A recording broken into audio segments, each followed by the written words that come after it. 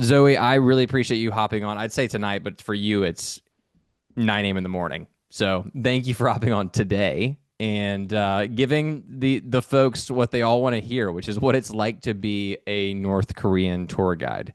And we were joking around before jumping on. It's like, how many times a day do you get asked, like, how you got started with this and how you got involved in this as a career path? So I'm going to go ahead and let you start things off, but I would love to just get a little bit more of a background on yourself and how you got into the North Korean tour business.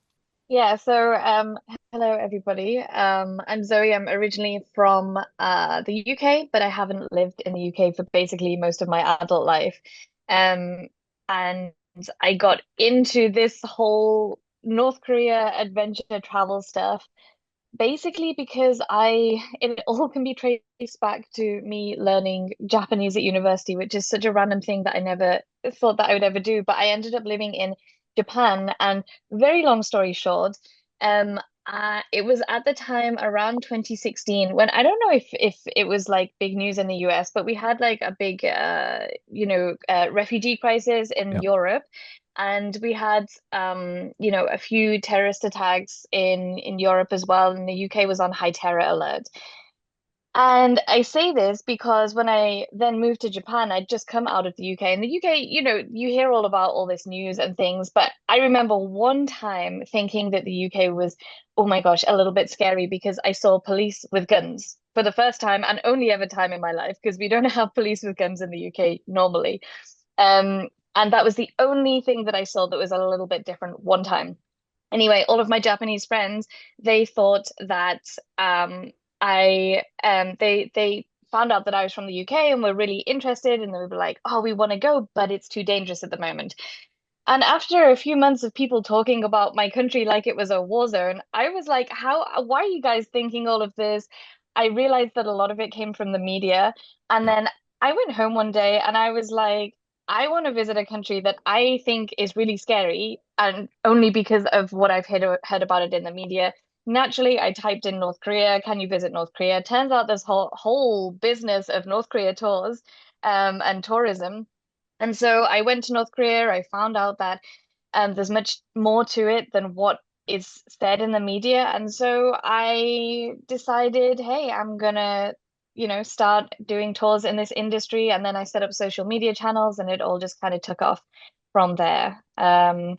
And so I guess that's kind of my story in brief, how I got into the North Korea stuff. And now I actually, because North Korea has been closed for the past 5 years, I've branched out and I do a lot of other countries as well that can be considered a little bit more interesting, Iraq, Syria, Afghanistan, basically all the good ones. I love it. Just throwing them out there like that, like there's a thing going on. That's wonderful. That's wonderful. So Yeah. I'm gonna go back to kind of the very beginning. So you mentioned you're from the UK, Yeah. and you were learning Japanese, and so you traveled to Japan, or was this like a family move? How did that?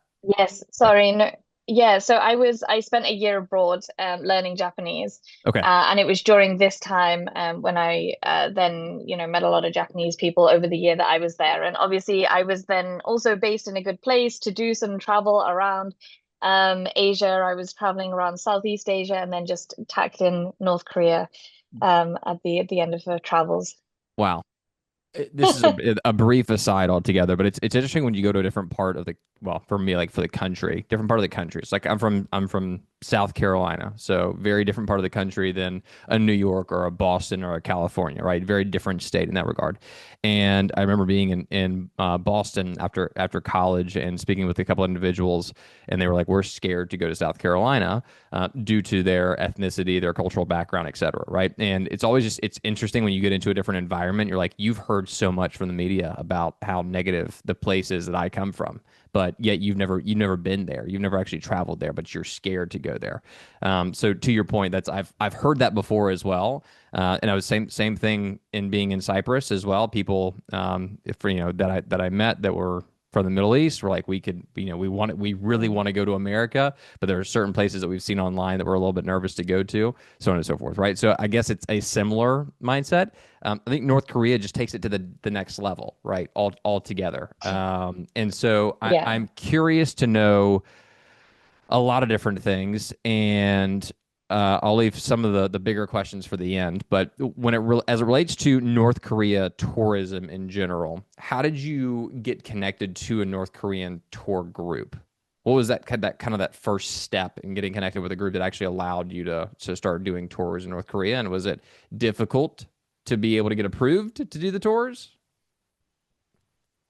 It's so funny because people seem to think that, going to North Korea is this kind of really difficult thing and really exclusive. And to be honest, it only is for Americans, or I should say American passport holders, Yeah, because Americans haven't been able to go since the travel ban, almost, a good few years ago now, almost a decade ago. yeah, And that's the US imposed travel ban. But you can go on a different passport if you had two passports.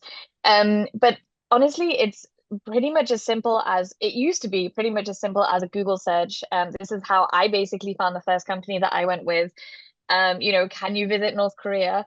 And it was funny because at this time, um, I was telling my mom, I was calling her from Japan saying like, oh yeah, no, I'm going to visit North Korea.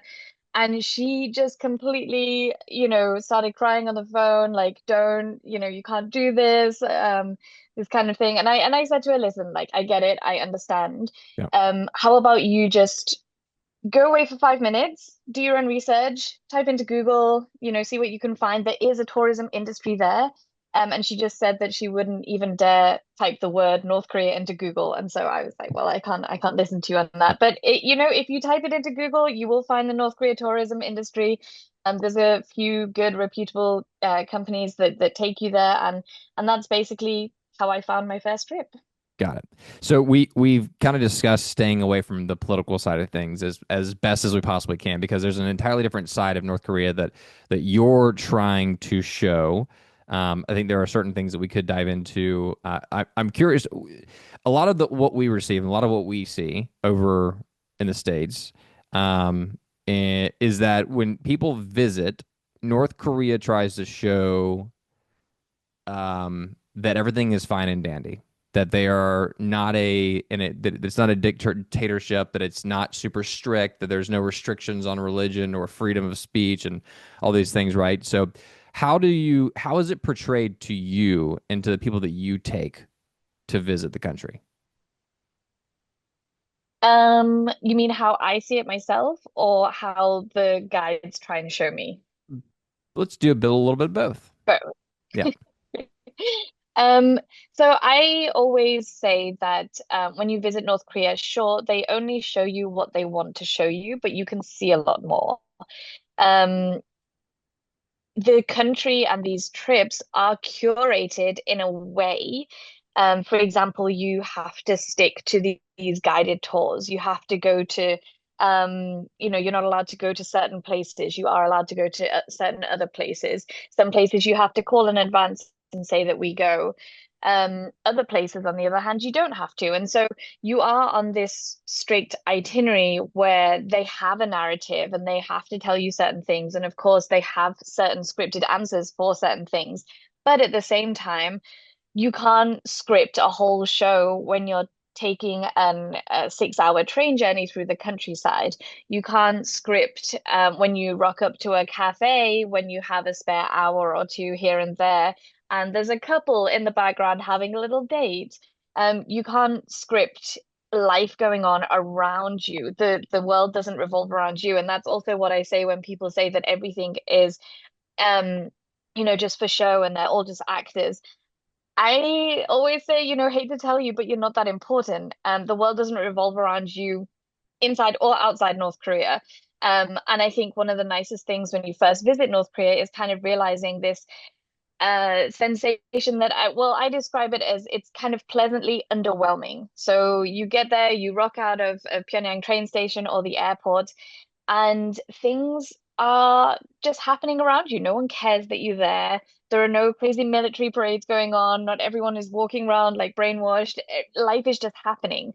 And I think that, the media that we consume is also sensationalist about North Korea, that we expect these kind of crazy things to be happening. And then you go there and you realize, oh, okay, the guides may tell you one thing, but you can see other things as well. And people often want, ask me about the poverty and things like that there. Because on my channels, what I try and show, like you said, is this other side to North Korea. So we've got the politics and we've got the poverty in one side of the media, and I try and show a more human side, a more mundane side to North Korea, to be honest.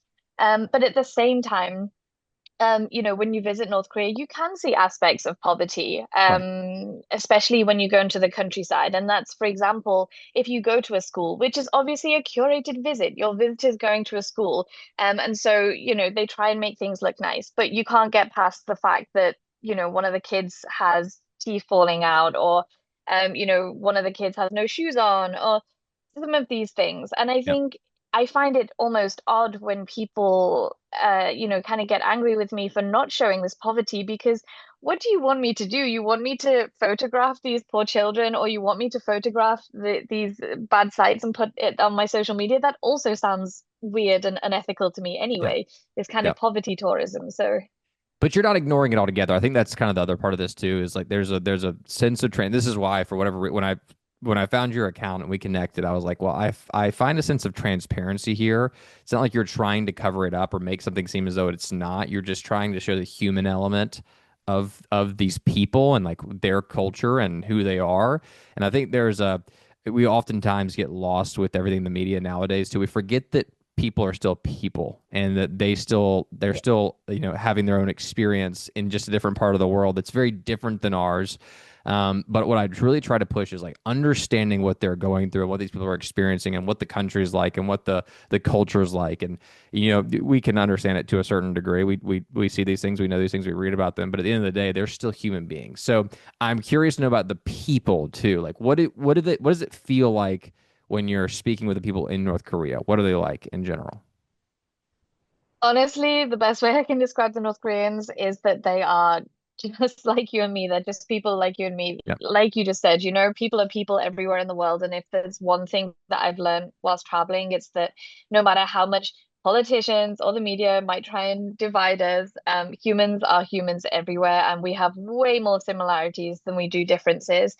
Everyone just wants to everyone wants just wants to be happy and have fun and make other people happy and smile and laugh. And that's just what the North Koreans are like. They will drink, they will tell dirty jokes, they will laugh and smile and cry and get frustrated and angry. They have the same emotions that we do. And in the end, everyone is out there just trying to live a life, be happy, have their family and friends around them, survive. Yeah, but I think if we want to talk about certain characteristics, the North Koreans, I would say, are very typical of Koreans in general. It hasn't been that long since the two countries have been separated, and so you find a lot of similar qualities. Actually, a lot of similar qualities to East Asians in general. And I think one of the biggest and funniest ones that is a big comparison compared to how um, we are maybe in the UK at least, is that they are very direct, especially when talking about your appearance, and personal things, that we probably wouldn't talk about so much or so directly in the UK. For example, when I went back for the first time in 5 years, because the borders are currently closed at the moment, I got back in April this year, and I got to see some of my very good friends and colleagues. And the first thing that they say to me is, "Oh, you've put on weight. Oh, you look so much older. And why aren't you married yet?"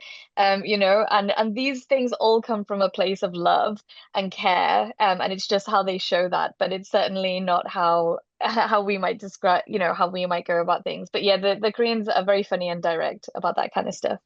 Got it. I was reading about this recently. Did Kim Jong Un just recently opened a new resort? Is that correct? Did I see that? Yes. Yes. Yeah, a new tourist resort on the East Coast in a place called Wonsan. Okay. And this is just another way that the media, I think people read a lot of headlines, because the amount of messages and things I got from, oh, North Korea's open again. They've opened this new tourism resort in Wonsan. It's a very nice place in Yep. Wonsan, but it's open, but and for tourists, but not for foreign tourists. So it's a tourism resort for locals basically, and it's closed now for the winter. It's a summer resort, but yeah, it's mainly been opened, I think, at the moment for the domestic tourism market. Interesting. Foreigners haven't been allowed to go yet, apart from a select few Russian groups. Got it. Got it. So when you're leading these tours, there are obviously certain rules that people need to follow during these tours. There was a specific case, Otto specifically, the American that was arrested for stealing a flag, I believe, and obviously that was Poster. sorry, A poster. a poster. Sorry. Um, I am curious to know what it looks like kind of leading people into these tours and preparing them to obviously follow the rules they need to in order to be okay in the country. I guess is a good way to Yeah. put it. Yeah. To So, prepare them properly and prepare them to be as yes. safe as possible during these tours.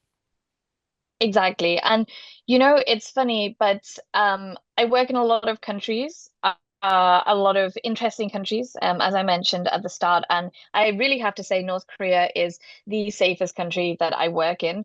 And that's purely for the reason that it has stability compared to the other places that I work in. And there are very strict rules to follow.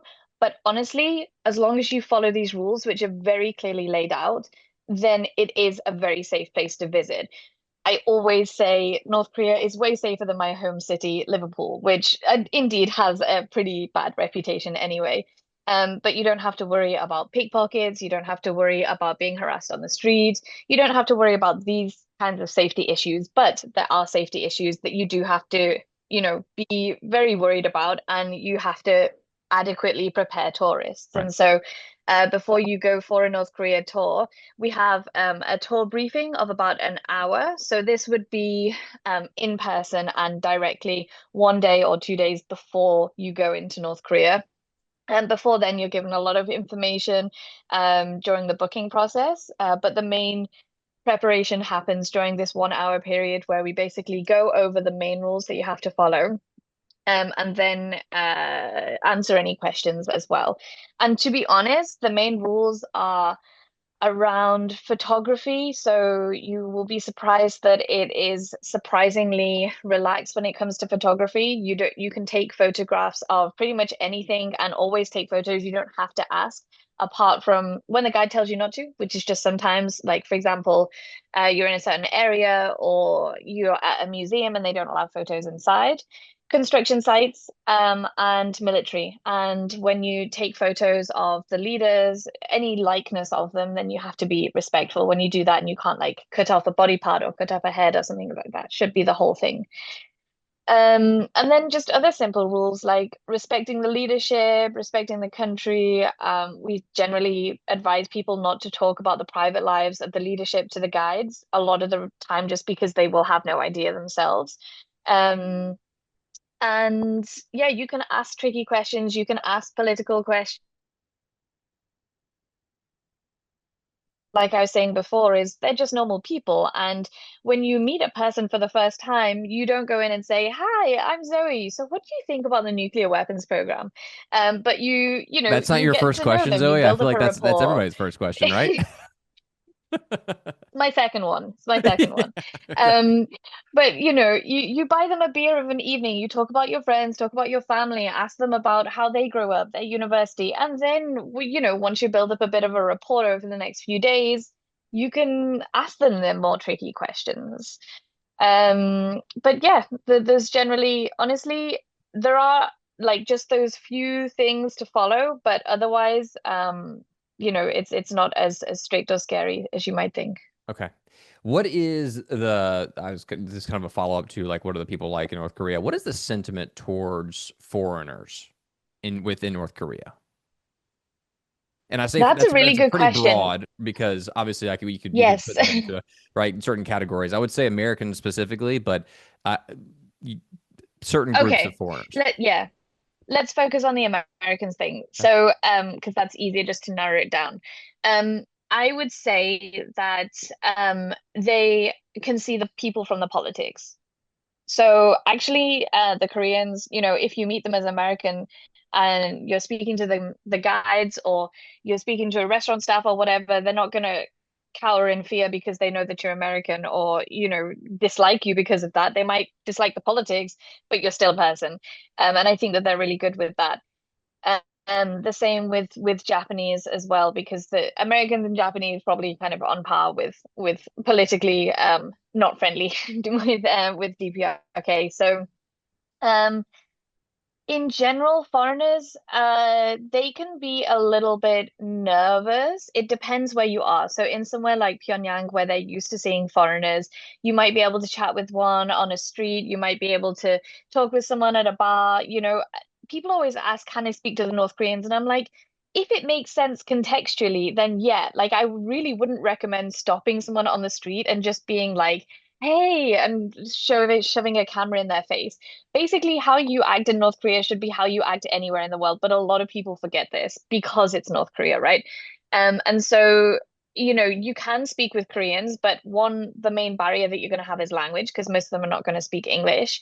And then two, they will be nervous to speak to you because they don't know you're a foreigner. They don't know what your intentions are. In Pyongyang, if they've seen a lot of foreigners, then they will be less nervous about you. But to be honest, they grow up reading these, books about how terrible foreigners are, how scary foreigners are, especially Americans, which is basically white people, right? How they're pictured in their books. Yeah. And a lot of it is, in the countryside, it might be the first person that you see, first foreigner you ever see, it could be you. So they might be nervous around you, they don't know how to act, but there's no animosity necessarily. Got it. Got it. Yeah. And they're also just happy that you visited their country as well a lot of the time. Well, I'm sure, and I guess this is where my perspective on this, right? Like, I don't know that I'll ever get the opportunity to actually visit North Korea, right? And I think there's a lot of different places in the world, and you mentioned a few of them earlier as well. Like, I would love to travel to every single country in the entire world at some point. That would be fantastic. I just might Yeah, not have the opportunity to do so, which is what it is. But when I think about somebody's experiences and the history they were fed and the stories they were fed as a child and growing up through school, can certainly change somebody's opinion of somebody immediately. So before you even see it, or upon meeting them immediately, you might have these preconceived notions of what they were like. But at the end of the day, it could turn out to be completely different. So we don't actually know until we ask questions and get absolutely. to know people, though. Definitely. So Yeah. you mentioned some other countries that you were also doing tours in as well. Can we dive into those just a little bit? Yeah, absolutely. Okay. Absolutely. Is there Which any which one restrictions do you want to on go you? for? So you mentioned safety. You feel the most safe in North Korea, which I don't think I've ever heard anybody say that ever before. I might not ever hear anybody say that ever again. But as it relates to these other countries, why do you maybe feel as though you're safer in North Korea versus going into these other countries? I would say stability, and when I say safer in North Korea than the other countries I work in, just to reiterate, I don't work in countries like France or Spain or normal tourist destinations. Yep. I work in mainly places that are hard to get to, unusual destinations. So the main ones might be Yemen, Syria, Iraq, Afghanistan. I'm going to Somaliland, South Sudan next year, these kind of places. And I think the main thing about it is political stability. Right. That is the unsafe part. So somewhere like Syria is incredibly safe. When you're walking on the streets, you also don't have to worry about harassment on the street, pickpockets. You certainly don't now, especially you don't have to worry about any government and worrying about what you say or do, taking photos of things like that. You don't have to worry so much. But there is a little bit of political instability going on in the region, and that's not to say that, Syria is unsafe to go to right now. I was literally there last month. It's incredibly safe, but at the same time, you never know what's going to happen. And around that region at the moment, you have to keep your wits about you a little bit. The same thing with Afghanistan. And in these countries, in North Korea, generally they don't arbitrarily take foreigners and put them into prison. They don't, there's always kind of going to be a legitimate reason. And and how they see as a legitimate reason at least. Right. Whereas in some of these other countries, you could accidentally break a rule, and of course, okay, they see it as a legitimate reason, but I feel like the rules in North Korea are very clearly laid out sometimes compared to these other countries, where you could, maybe accidentally go somewhere without a permit and you didn't realize that you needed a permit, or accidentally take a photo of a government building, you didn't realize it was a government building, and then you end up, in jail for a month or something like that.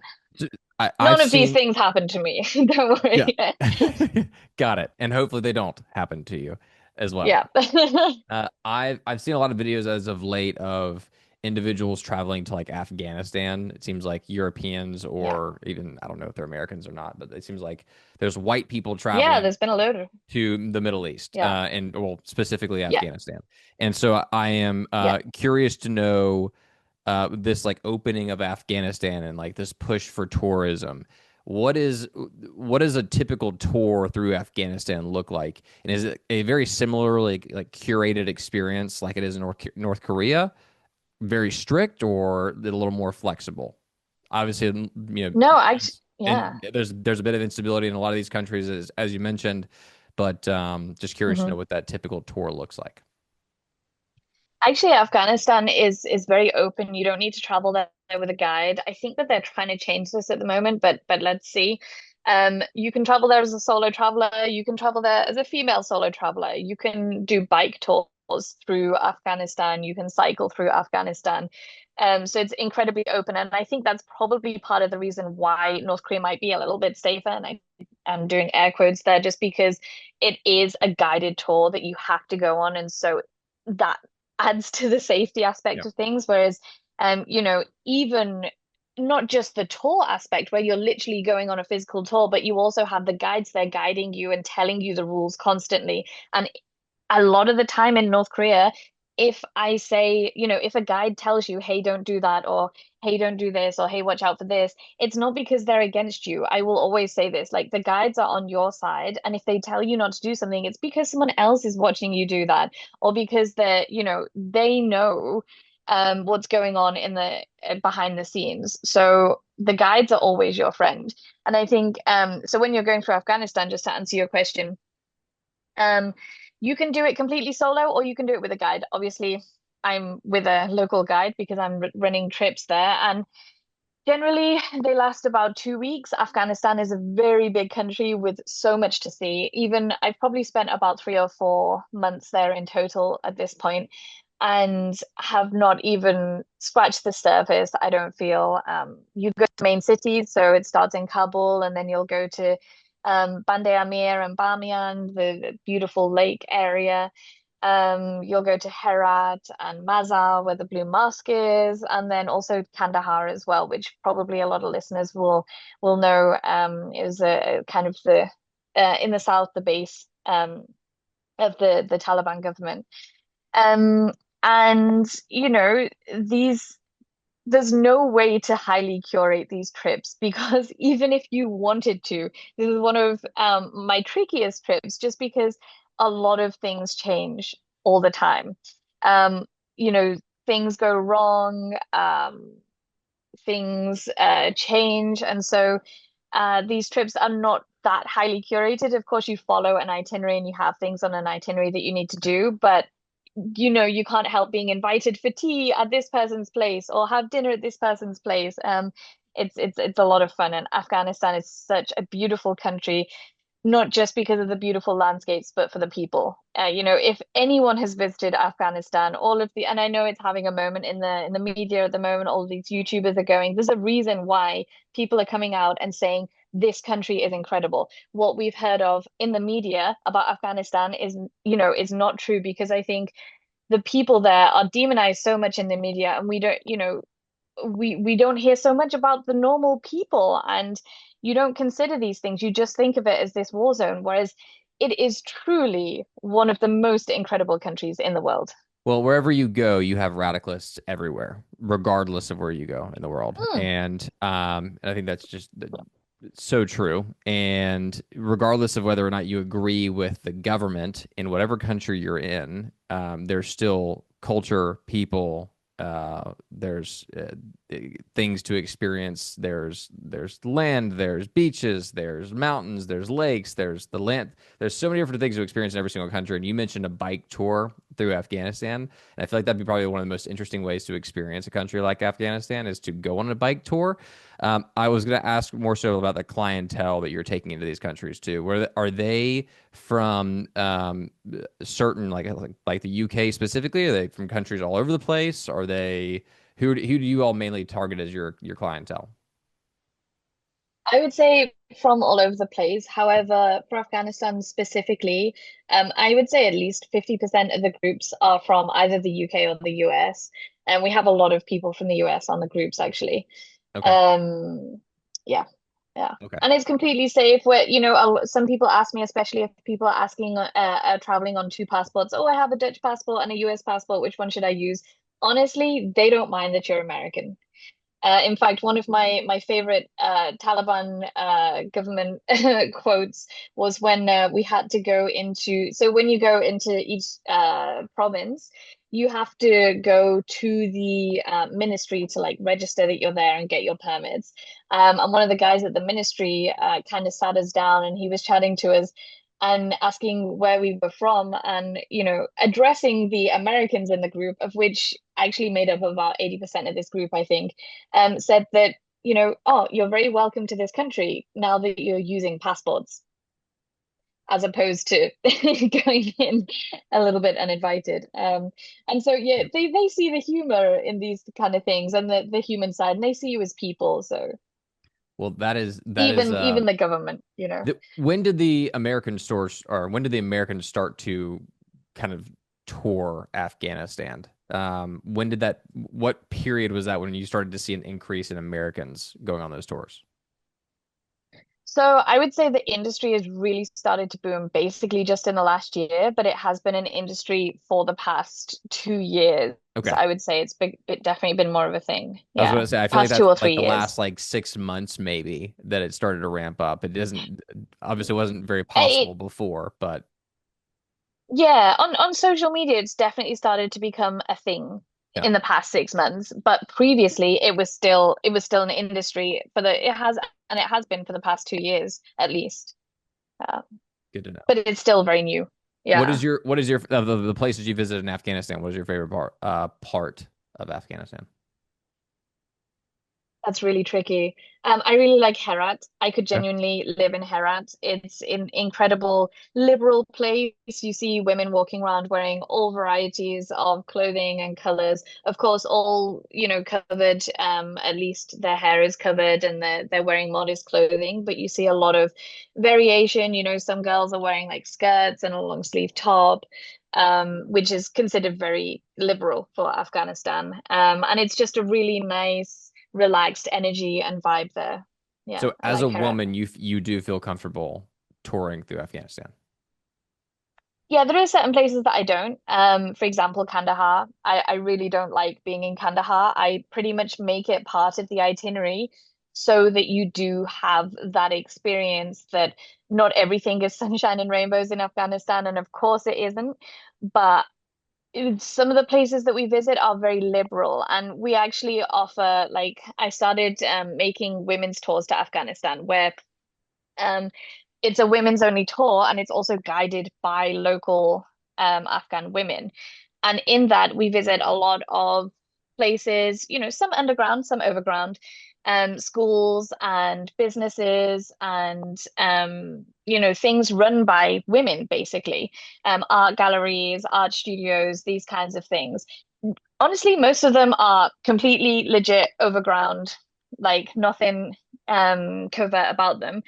But you do kind of get this feeling that, oh, hey, actually, life isn't so bad for the women here. And so I pretty much make sure that we visit Kandahar just to give a little bit of an insight into, yeah, okay, there are more strict regions. And the problem about, the women's situation in Afghanistan, even when you visit, this is so in the media, but even when you visit, is that the women who are suffering the most are never seen. And we see that in the media because it's a problem in the media because the only women that you see in the media are women in burqas. Um, and it's just not, we have this image of women, every woman in Afghanistan must be in a burqa, and it's entirely not true. In fact, it's hard to see a woman in a burqa in some locations. But in Kandahar, it's much more common to see women in burqas. But even the women that you are seeing in burqas are the women who have it better than the women who are not even allowed to leave their homes and things like that. So it's much, worse and much more conservative in the countryside regions and in Kandahar, which is, traditionally the home of the Taliban. When you, I'm just going to ask the human rights question because I feel like it's something that's also a Hmm. big deal. It seems like it's a big deal to you as well. When you think about like human rights issues, obviously they occur in places all around the world, but there are certain areas of the world where these human rights issues are more concentrated. And I we're not going to go through a list of what constitutes a human right issue or does not. I'm not going to do that today. That is not the point of this conversation. But I'm just curious in being in these locations and knowing that there are human rights issues, just like there are everywhere. Are you one to voice your opinion on those human rights issues publicly? I have not gone through all your posts, so I don't entirely know. But I also feel like you're the kind of person that does think through these things very deliberately. And so I'm just curious to know your thoughts on how you address personally the human rights issues, especially while you're taking people to these countries. Exactly. It's a tricky and it's a balance. I think it depends on the country. And when I say it depends on the country, I mainly mean for North Korea, I don't make too much comment just because I make people very aware that I self-censor my content. I want to keep going back to North Korea precisely because of the humanitarian issue. So I believe in ethical tourism, and I believe that tourism does good inside the country. And for that reason, I want to keep going back to North Korea. And so I don't show certain things on my social media. I don't protest too much because I want to keep going back. That would be entirely counterproductive. Right. However, with a place like Afghanistan, I know that some of my socials, at least, are being watched by some government individuals just because they will happily show me. They'll be like, "Oh, we follow you," like I said, when you go to the permit offices. Um, but at the same time, I feel like I can definitely have a more of a voice when I talk about Afghanistan. I don't have to censor what I'm talking about too much. But there is still some aspect of that. At the same time, my accounts are travel based, so I do want to keep that focus. But I think that it's important to talk about the issues when you can and highlight the issues. And I think and I also do a lot of fundraising on my channels. So, for example, in a couple of weeks, I'm going actually, and I'm trying to fundraise at the moment for a slightly underground Taekwondo studio there. And other Is it places slightly like underground if you schools talk and about it and things like that. on social media? Well, I can say that there is something there, but that's all that I'm going to talk about. Understood. Um, and and and I won't, and that's the thing. So I have to be smart about certain things because I won't put that online. Yep. I might put it in a story post once, and I'm obviously talking about it here, but this is probably going to be the only time I ever talk about it. So if anyone does want to donate, and because you have to kind of get that balance between raising awareness and making sure people know, and then putting people in danger as well. The women that I work with, they're very happy to have their faces shown and they're very happy to talk about their country and they want this kind of exposure. But it's interesting because, I do some interviews for news articles and things, and I recently did an interview, I think for The Sun. It's a British tabloid. Yep. And I sent them photos. Some of them had these Afghan women in them, and these Afghan women, they have their own social media accounts. They're incredibly active on social media. It's how they do their business. But the Sun published the article, and they blurred out their faces, and I was so shocked that they did this because these are photos that are already on my Instagram. That and I get people have journalism guidelines and things like that, but the Sun, in my view, then at this point, and I'm sorry if it wasn't the Sun, and I'm just saying bad things about the Sun. I'm pretty sure that it was. But this newspaper, They Should we did, tag the sun in this these exactly. posts as Yeah. well? I'm more than happy to. I yeah, I'm from Liverpool as well, and me and the Sun have beef anyway. After this, you should look up Liverpool and the Sun because it's I it's pretty much bad absolutely in will. Liverpool. I absolutely will. Yeah. But yeah, it's, they were basically doing the same thing that their own government is doing to them. They were censoring them and hiding them away. And I sent these things to the women there. And they were shocked. They were like, why would they hide our faces like this? Like, we want to be seen. And so I think there is a certain sensitivity when you talk about the humanitarian issues in these countries that obviously exist. And you have a duty as a foreigner, and I have a duty as someone who works there to not ignore these things and to do my part. And when people talk about the ethical tourism there, I think, tourism there being unethical, I think that you can be an ethical tourist, but there's also unethical tourists, to be honest.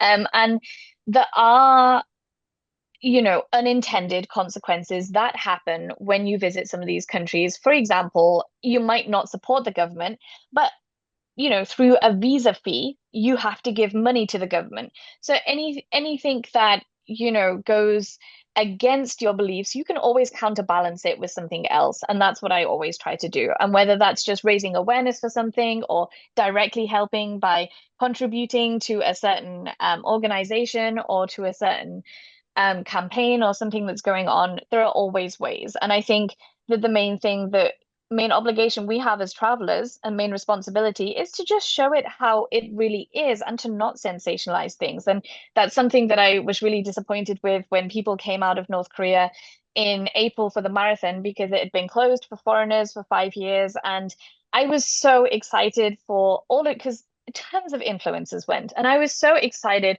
I met them all there. They were just such lovely people. And they all had a great time. They all had such fun. And then tons of them came out and just blatantly started lying about the country, saying that they were surveillance 24/7 and a cameraman followed them around. There was one who suggested that they were fed dog soup secretly. There was one that suggested even that they found a secret concentration camp. And things like this. And when it's North Korea, the problem is how we process and how we understand North Korea comes only through the media that we've received. Sorry, how we process North Korea comes only through the media that we've consumed. And when you're constantly told that it's this terrible country, um, with only poverty and things like this, when someone presents that to you, you're never going to question it. So when someone presents, oh yeah, I found a concentration camp, it was terrible, you're going to be like, oh my gosh, yeah, that's totally true. Whereas when I say, oh, North Korea has this really nice coffee shop now, people are like, no, no, no, fake news, propaganda, it can't be true because there's no middle class in North Korea, there's no fancy stuff, there's no nice stuff in North Korea. When I post a picture of a North Korean smiling, people are shocked, you know?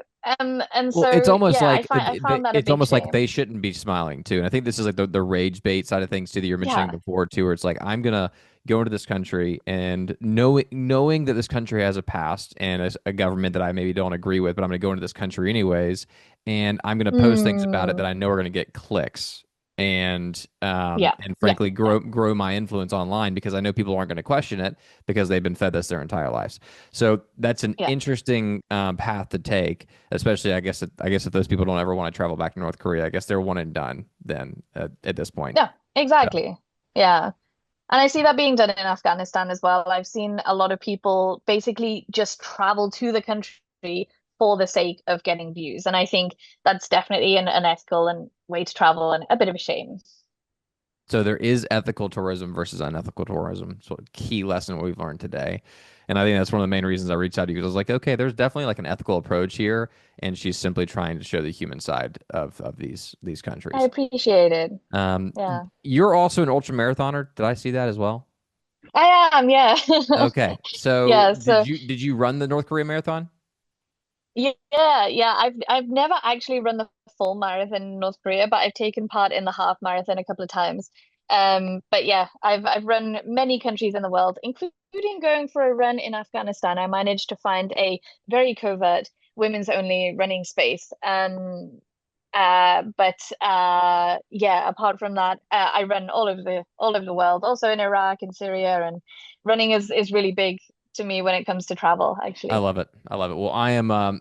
I've worked out and run my entire life, but I've just as of late started my Nice. push towards longer runs. I've done one Oh, marathon. I'm right now running every single day, but the plan is to do a 50 miler next year. So trying to work towards the nice. ultra marathon side of things as best as possible. Yeah. We're slowly inching in. Honestly, if you've done a marathon, you can run any distance. Like literally, after you've done a marathon and you have the physical fitness, it's all in your head. Yeah, You well, need a strong my mind to body be an shut ultra down at like mile marathoner. 17, mile 18 because I didn't really train super well for the marathon. We did finish it, but it was not a great experience. Half marathon is wonderful, but anything past that is just not something I've trained for yet. So we are inching towards Yeah. that goal of running a 50 miler and being able to run any distance, which would be phenomenal. I am Zoe. I really Awesome. appreciate the time today. I know you're super busy, a lot going on your end. Is there anything else that I didn't ask? Anything else you'd like to add that would just maybe be interesting for the audience to know? A good story to leave us with, something you've experienced along the way, going in and out of North Korea, Afghanistan, Syria, Yemen, Iraq. Name them all. I have too many stories, but I suppose people often ask me what my favorite time is in North Korea, if I have a favorite experience, and I always go back to the same one, which is in New Year's Eve, 2019 to 2020, just before the borders closed. And we were in Kim Il Sung Square, which is the big square that you'll see in a lot of media for New Year's Eve, and it was about 11 p.m. at night, 11:30, and they had like a show on. I don't know if anybody, any listeners are into North Korea pop music, but they had one of the most famous bands playing a show in the middle of the square, and so you can imagine thousands and thousands of Koreans around. And I had a group. We had like five or six groups. That means we had about 100 people there, 100 tourists. And we basically, how are you gonna look after this group of 100 people? So we basically said, hey guys, enjoy New Year's Eve. Here's the bus. Remember to come back to the bus at 20 past midnight, whatever it was. Just go have fun. And so we tried to keep together and look after people, but in the end, there's thousands of people there. And anyway, I just found myself in the middle of the crowd in front of the stage with two of my very good colleagues. And I was just in the middle of this crowd of Koreans all singing along to the music that was going on. And there was a countdown and big screens, and it was snowing. And there was a bunch of students around me we all formed a famous song came on that I know as well. And so we all started dancing to it together with these North Korean students. I even bumped into someone that I knew in the crowd who is a different guide who does the Chinese tours. And so basically, it was my favorite experience in North Korea because for like half an hour or an hour, it was like I could have been anywhere in the world. It was like your typical New Year's Eve, people holding up their phones, singing, dancing, having these glow sticks, things like that. Everyone was just happy and enjoying things, and it could have been anywhere in the world. And that's why it was one of my favorite experiences in North Korea. It was just so human and yeah, just a beautiful atmosphere to be in. So Well, I really appreciate you sharing your experiences and providing us some additional insight into what it's like to tour into these countries. I've got a lot of different questions, and probably at some point in the future, I'd love to wrap back around and do an additional podcast as things progress in the world and change and dynamics shift politically, and we see crazy things happening on a daily basis. I don't know how much that's going to change your tours and your situations and everything that you do. But I just really appreciate you providing a human side of this and helping people to better understand that perspective of what it's like to experience these countries. But Zoe, really appreciate you hopping on tonight and look forward to staying connected. yeah, thank you so much, and thank you for your open-mindedness and being willing to see that human side. So I really appreciate it. Absolutely. We'll talk soon.